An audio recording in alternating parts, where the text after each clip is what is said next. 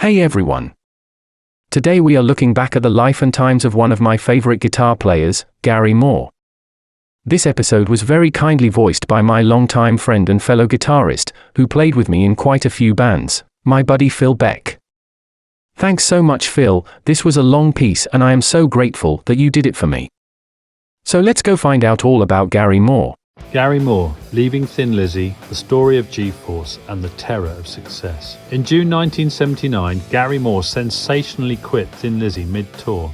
In this exclusive extract from his official biography, we look back at his post-Lizzy period and the formation of G-Force. Garry Moore had walked out of Thin Lizzy in the middle of a major US tour in July 1979. What next for the guitarist? Was he left high and dry? Absolutely not. Garry's business manager did a deal with another client, Jet Records, to release his first proper solo album, Back on the Streets. Jet Records was established in 1974 and was owned by the one and only Don Arden. The label scored an immediate hit with Lindsay DePaul's single No Honestly, but it was ELO, selling millions of albums worldwide and breaking into the US market, who established Jet Records as an international player and enabled Don to open an office in Los Angeles. Don had mixed it with some notoriously shady businessmen and outright gangsters, where violence and intimidation were often just a wrong word away. So he was convinced rock and roll was a man's world. His daughter Sharon would prove him wrong. Just as feisty, ruthless and uncompromising as her dad, Sharon wanted her share of the cake. While Garry was signed to Jet Records for recording, he was signed to Sharon for management, her first foray into the world of rock.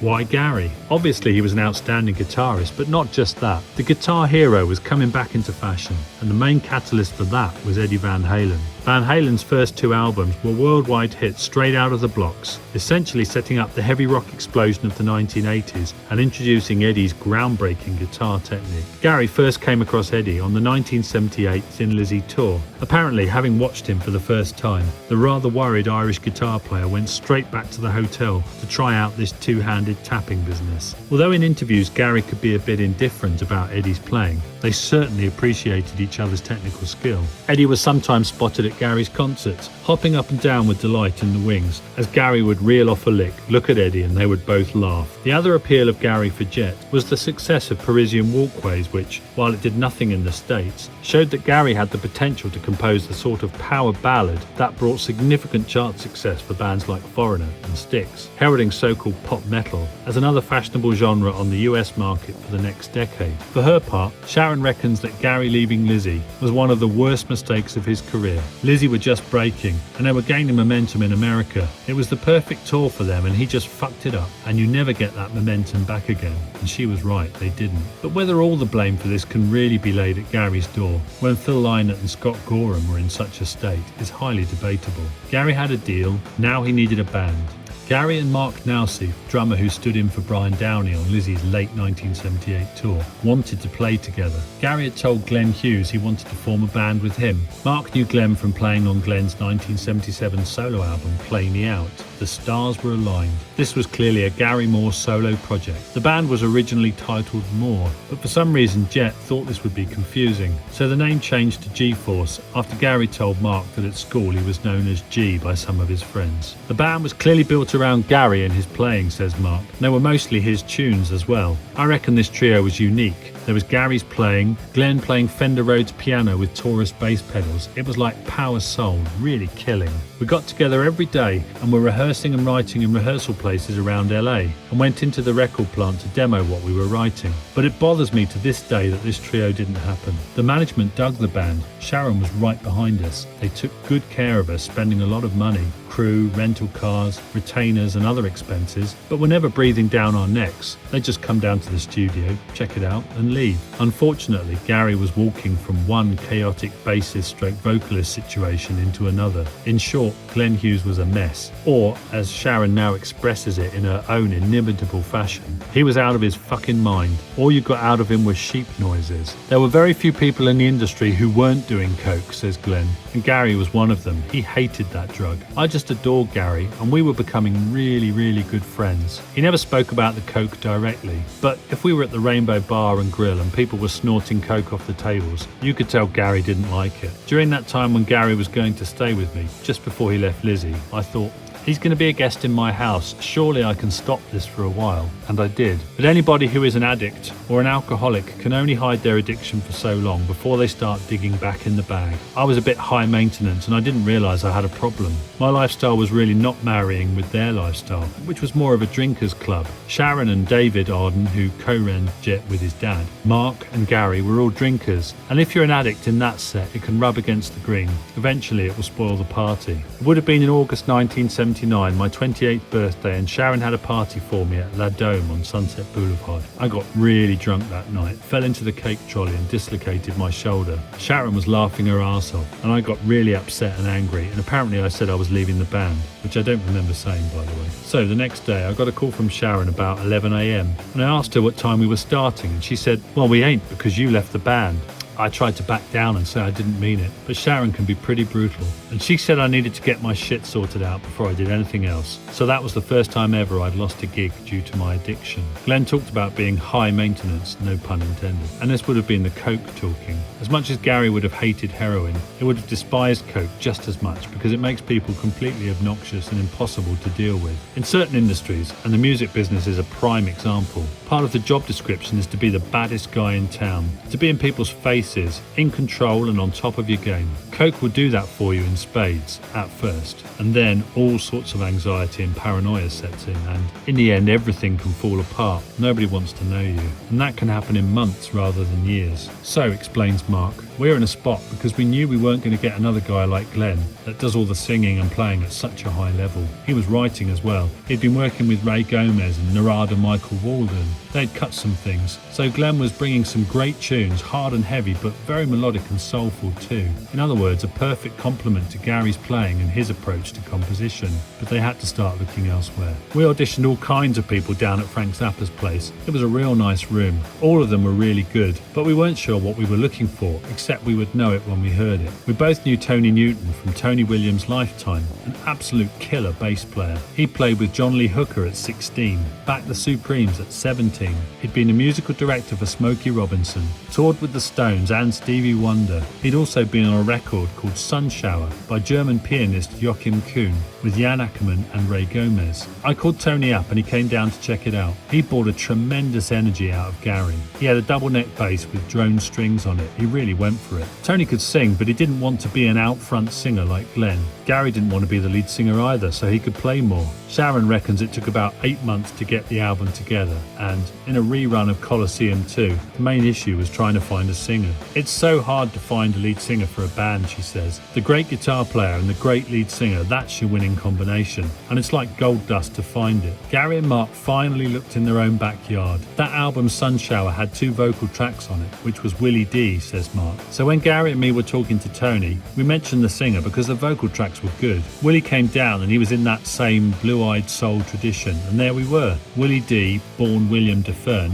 had been in the 3rd incarnation of cult 70s band Captain Beyond, which was originally formed from former members of Iron Butterfly, Deep Purple and Johnny Winter's band. D joined Captain Beyond for their 3rd and last studio album, Dawn Explosion, released in 1977. The band broke up about a year later. Getting the new band together was one headache, finding the right producer was another. They had cut some demos at Cherokee Studios with the house engineer, but then went through a number of producers including Eddie Kramer and Roy Thomas Baker before deciding to produce the album themselves, mixed by Dennis Mackay, to which Jet agreed.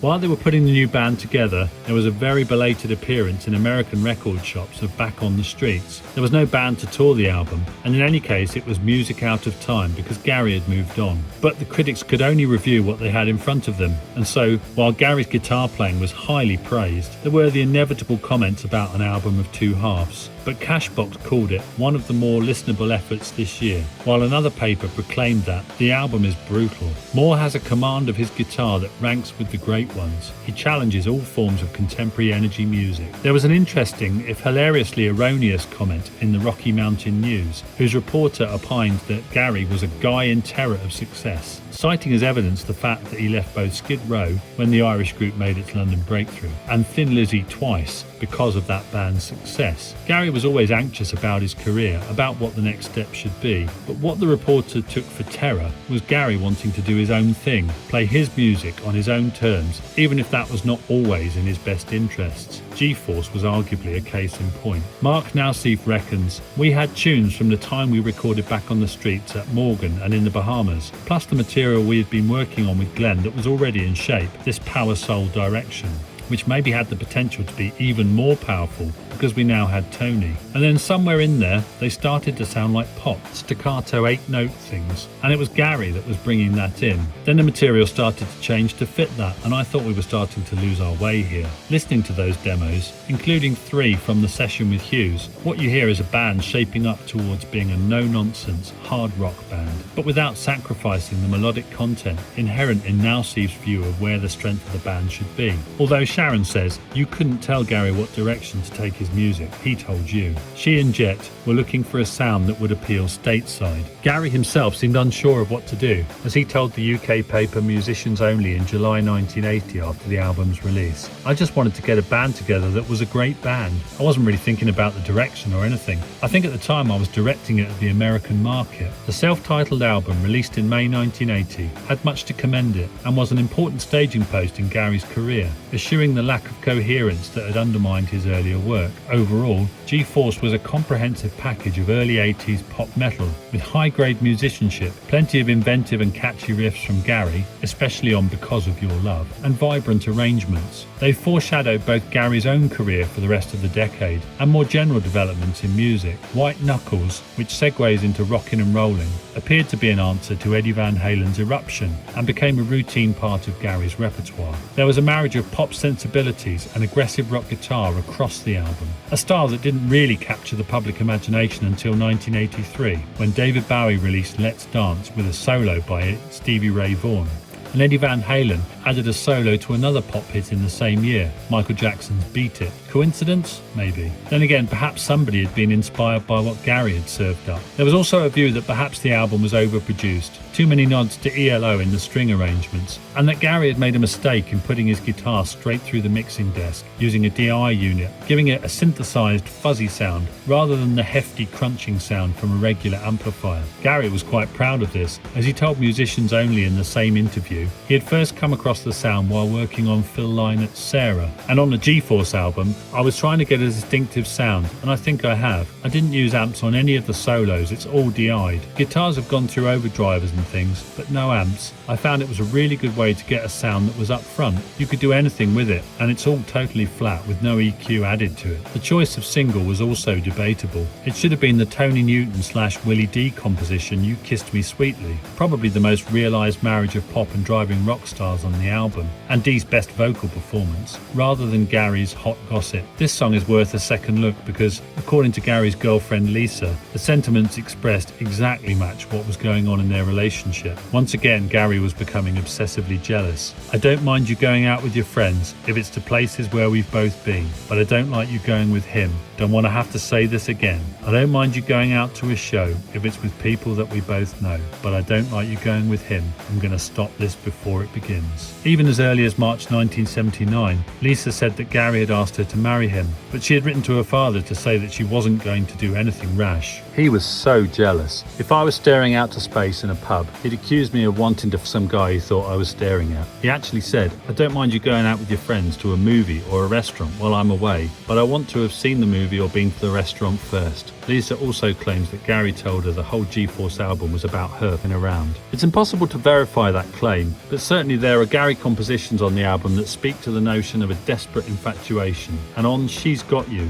there's a woman so blonde it tears you apart. In the company of Sharon Arden, Garry and Lisa were certainly living high on the hog. This was still what Don Arden calls in his autobiography Sharon's wild child years. Impossibly expensive shopping trips, extravagant gifts of cars, furs and jewellery. She bought Lisa a black convertible sports car, mad parties at Don's multi-million-dollar home, ludicrously overpriced meals in hip LA restaurants. Jet Records was also covering all of Garry and Lisa's daily living expenses and all the expenses of the band during the long recording process of of the album. Sharon was right behind the band. Garry and Sharon got on famously, says Lisa. The same sense of humour, both very witty and very naughty. Hysterical, really. It wasn't all bad between Garry and Lisa. We would go into a Mexican restaurant where there would be a guitar entertainer, and Garry would ask to borrow a guitar, and it would be, oh, no, because Garry looked like some kind of punk rocker. But then he would insist and play the most amazing Spanish guitar, and the whole restaurant would be like, who's that? And that gave me the chills. Oh my God, he's so talented and he's mine.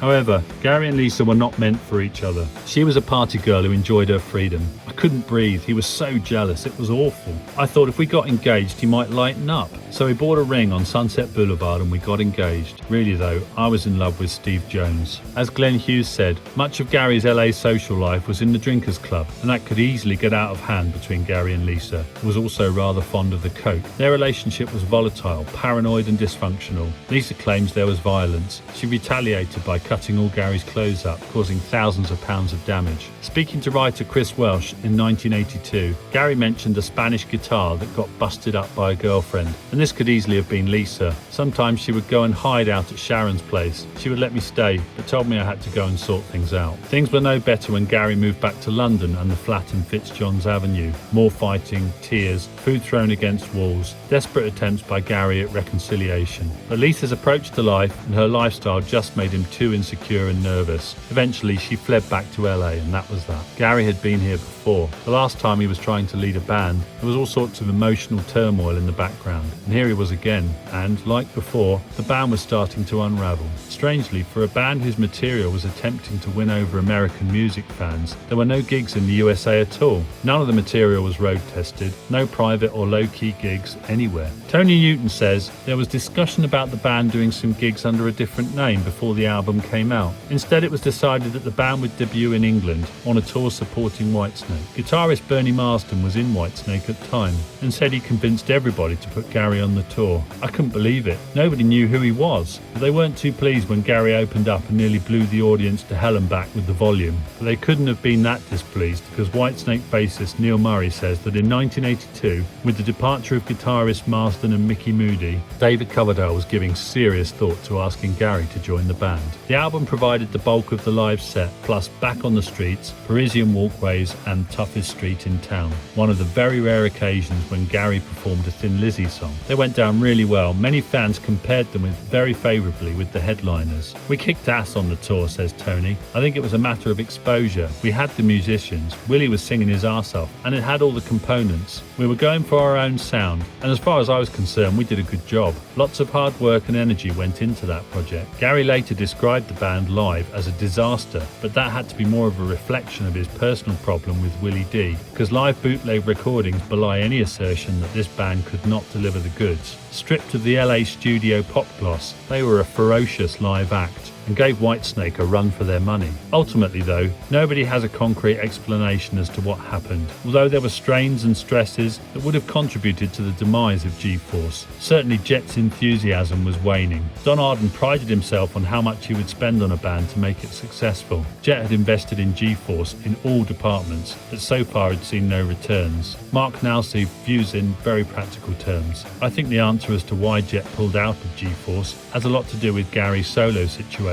Jet signed Garry as a solo artist and released Back on the Streets in the US. So after the G-Force tour, I think Jet concluded that regardless of what they thought of other musicians in the band, they had to focus on Garry. I think for them, G-Force was draining energy from Garry as a solo performer. Of course, Garry would need a band to continue touring and recording, but it didn't need to be a band on retainers, etc. Garry had moved back to the UK and would have known that Jet was not going to pay for him to fly backwards and forwards. This was his way of signing off on the band without having to endure a sit-down meeting. Sharon too was beginning to put her considerable energies elsewhere, towards Ozzy Osbourne. Sharon and Ozzy first met in 1974 when Don took over management of Black Sabbath. When Ozzy was kicked out of Sabbath in 1979, he signed with Sharon for management. Trying to launch Ozzy's solo career, she enlisted the help of G-Force. Mark recalls, "We tried out some material with him, got him up and running, trying to get the first album together. We wrote some material, rehearsed it at Zappa's place. We were really slamming behind him, and he was up for working with us.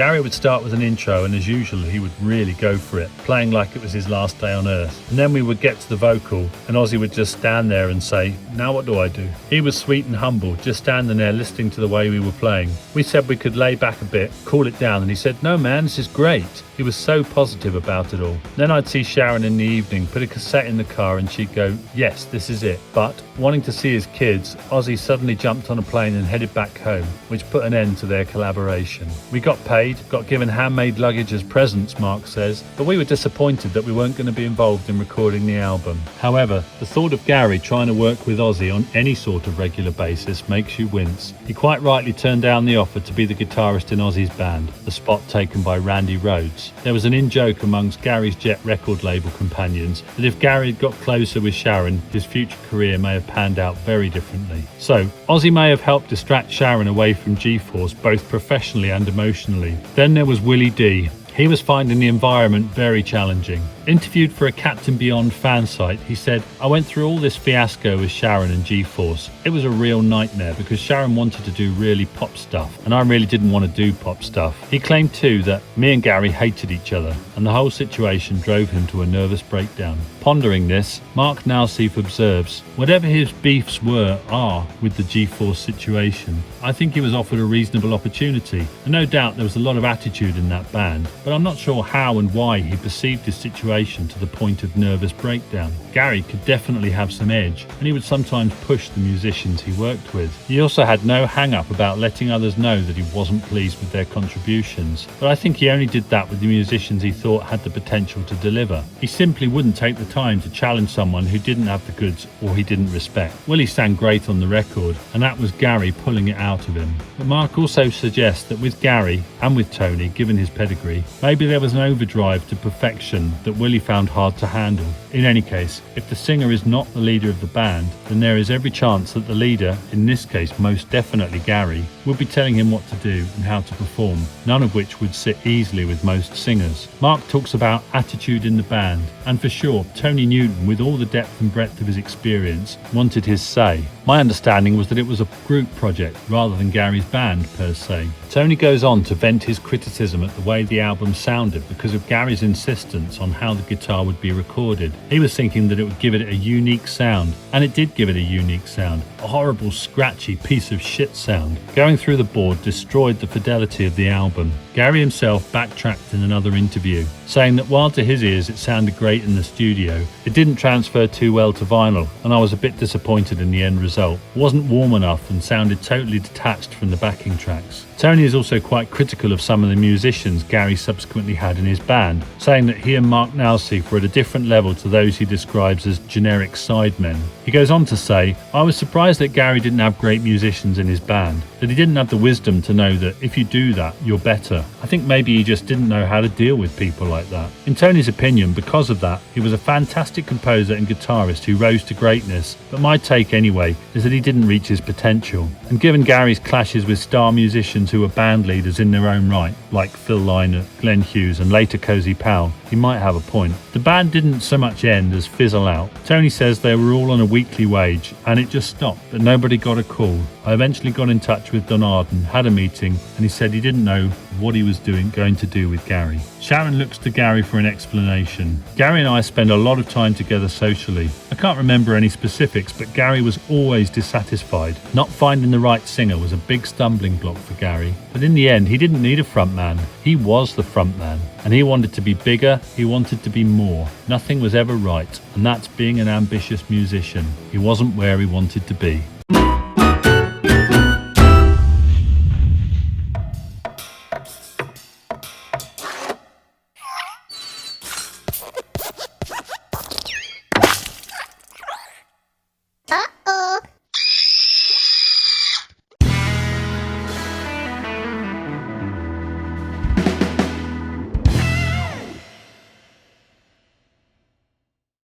If you would like to voice an episode for me, then please contact me through chinaguitarseptic@gmail.com.